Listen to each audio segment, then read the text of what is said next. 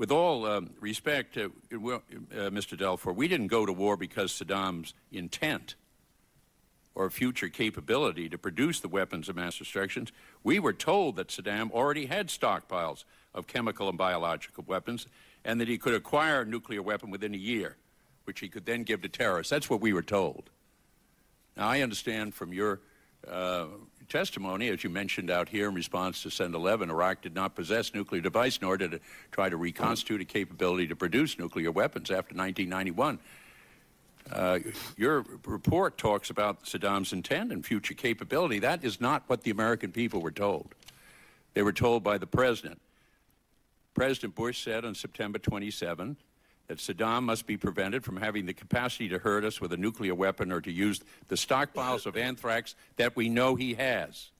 Saddam Hussein has gone to elaborate lengths, spent enormous sums, taken great risks to build and keep weapons of mass destruction. Saddam Hussein is determined to get his hands on a nuclear bomb. Nuclear weapon. Nuclear weapon. Nuclear weapon. Active chemical munitions bunkers, mobile production facilities. We know he's got chemical weapons. He's got them. He's got them. He's got them. That we know he has. VX, the biological weapons which he possesses. And 10 days later, President Bush unequivocally stated that Iraq possesses and produces chemical and biological weapons. And he continued on October 7th, the evidence indicates that Iraq is reconstituting its nuclear weapons. If the Iraq regime is able to produce biosteel, it could have a nuclear weapon.